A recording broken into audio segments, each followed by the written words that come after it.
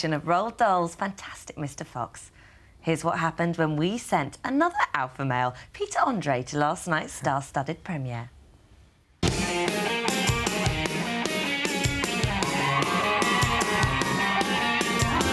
For tonight's premiere of Fantastic Mr. Fox, I could tell you about the book it's based on, or I could tell you about the animation. I could even tell you about the supporting role. But there's only one reason you, me, or anyone's here tonight, and that is for the Mr. George Clooney. Oh, yeah.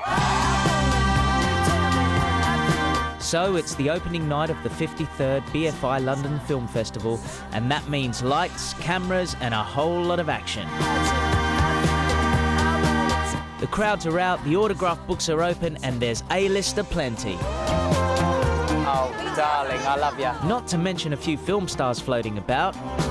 But stealing the show with not one, not two, but 3 movies playing at the festival is the Silver Fox himself. That's pretty impressive, you know, by anyone's standards.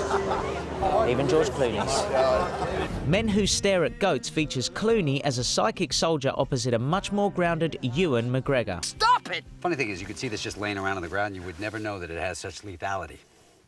While his other project, Up in the Air, is a bit more down-to-earth, with Clooney playing a ruthless corporate downsizer that dreams of having 10 million frequent flyer miles. I'd be the 7th person to do it. More people have walked on the moon.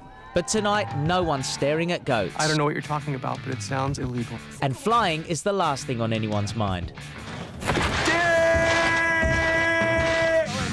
As Clooney bristles and whistles his way through the premiere of Roald Dahl's Fantastic Mr. Fox. What's this thing you do, the whistle with the clicking sound? That's my trademark.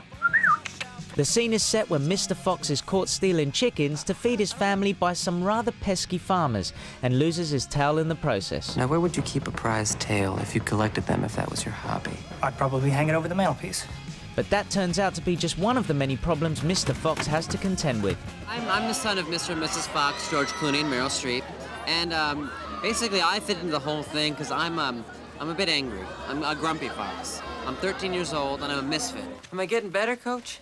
Well, you sure as cuss not getting any worse. Heading up the rest of the all-star cast is Meryl Streep as the faithful Mrs. Fox. You really are a quote-unquote fantastic fox. I try. Foxy lady. And Owen Wilson is the very confusing Coach Skip. Whack-Bat's real simple. There's 3 grabbers, 3 taggers, 5 twig runners, and the player at Whack-Bat. Center tagger lights a pine cone, chucks it over the basket, and the Whack-Batter tries to hit the cedar stick off the cross rock. Twig runners dash back and forth until the pine cone burns out, then you count up however many score downs it adds up to and divide that by 9. But before you start thinking this is a little Clooney tunes, you should know that Mr. Fox does have help from Bill Murray. So tell us about your character, Badger. Well, he's an animal. He's a lawyer, and he's a counselor to the Fantastic Mr. Fox, and he gives him very solid, very good advice. In summation, I think you just got to not do it, man. That's all. I understand what you're saying, and your comments are valuable, but I'm going to ignore your advice. Well, the time had finally come to have a chat with the main man when disaster struck. Now, look, apparently George's not doing any interviews with anyone tonight. If what I think is happening, it better not be. Where there's a will, there's a way. We will try. But then, when hope had all but disappeared, he walked over, he came close, and then he walked away. Maybe I could have got George Clooney, you know? I mean, he was here, and I went, and then I went, and he was gone. Just like that. Just like a cunning fox. Didn't even stop for me. Georgie, disappointed. Very good. See, very important lesson learned there, wasn't there? It's tough to do. Tough to get them to stop. You've got to shout out something that alarms them normally. Didn't you say Alison hit him or something? Yeah, she hit him with a microphone. Over the head. Boff. Yeah. I'm not recommending that you do that in future. I'm happy dealing with just one silver fox, actually. Sweet. The movie's had the most fantastic reviews, and it's also got the seal of approval from Roald Dahl's wife. Yes. She said, no, he would have approved. I think it's one of his best stories, actually, so I can't wait to see it. It's a British book with American actors, And the only grumpy people in it are the British farmers, which I thought was quite funny, actually. But I think it's a great, you know, it's great how they made it into a movie using British and American. Well, they're saying that he's going to be a new sort of cult character for this season's in the movie. So, OK, that's the movies. Your life at the moment would appear to be something of a movie. I'm going to have to point this out, Pete, because it's in the paper. It's on the front page today of the Star. These aren't words that I would have expected to have come out of your mouth. Do you want to explain what happened here? Look, basically, OK, first of all, this was a private matter that should not have gone out into the public domain, which really annoys me that when something private happens, within a minute, it's out there. OK, the bottom line is, for 5 days, I was not allowed to speak to my kids. Anyone close to me knows that. I couldn't speak to them.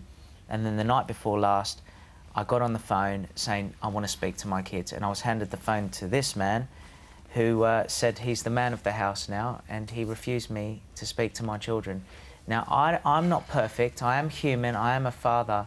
But I don't know any father that would not react to some man saying, no, you're not speaking to them.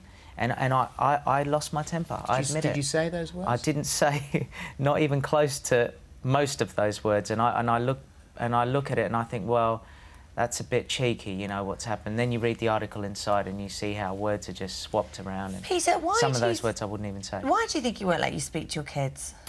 I think there's just a ridiculous game going on. I'm tired of it. I just want to move on, you know, in every sense of the word. My kids are my life. I don't care about anything else but them. I've said that 100 times, 1,000,000 times. And everyone knows the only way to push my buttons is not to let me speak to my kids or see them. And that's what's been happening. I could have handled it maybe if it was kept private, but this man should not have come out there trying to act like Dad and not let me speak to my kids. And that's probably why I overreacted, and at least I admit that I lost my temper, which is very rare. Certainly words like, I don't know if I can say it, but fag and tranny are not words that I use. So, you know, that's kind of upset me a bit, because I know people will get offended by that, but... Well, I mean, the unfortunate part about it, going back to the very first time we talked about this, in fact, I think sitting in these positions right here, was that you didn't want this to get played out in public. You didn't want it to be the sort of tit for tat thing backwards and forwards. And as happens in so many relationships, where you sort of when the relationship breaks down and you try to stay on the best possible terms, and then it comes apart, that it does end up being played in public. I mean, a private phone conversation should be kept private. I believe that within minutes it was put on Facebook, and what can you do? That's the way it is. It's a game, and I really don't want to be dragged into it. I've overreacted at one point. I'm stepping away from it again. I don't want to know. Yeah. Well, but we're sorry for everyone involved here. But I went to a great premiere last night. Yes, of course. And also, you are working for us, I think, tomorrow. Who have you got? Yes, Shakira. I interviewed Shakira, and that was amazing, actually. Absolutely amazing. She's a lovely lady. And so you did actually get to speak to her? Yeah, we had a... We've got proof. Yes. I actually think we've got a tiny little clip. Okay. We can have a little look at it. Let's see. I know that you are keen to have a baby because you're from a big family, right? Yes, I am. How many have you got? In my family, I'm the 8th one. Can I tell you how many my dad's one of? He's one of 12. Wow. Yeah. They didn't have television, I guess. No radio, electricity, nothing. They made a good use of their time. Even candles went out at about 6 o'clock. She seemed very nice. She's gorgeous, and someone said to me, oh, did you fancy her? I said, can I just tell you something? Her boyfriend is the son of the ex-Colombian president. I said, do you know how much gangster stuff would be involved in that? I said, I wouldn't even look at her. Step away. Nice lady, though. Very nice lady. Yeah, that's on the show tomorrow. Pete, thank you very much indeed. Thank you for having me on. Thank you, guys. Thank you. Right now, then.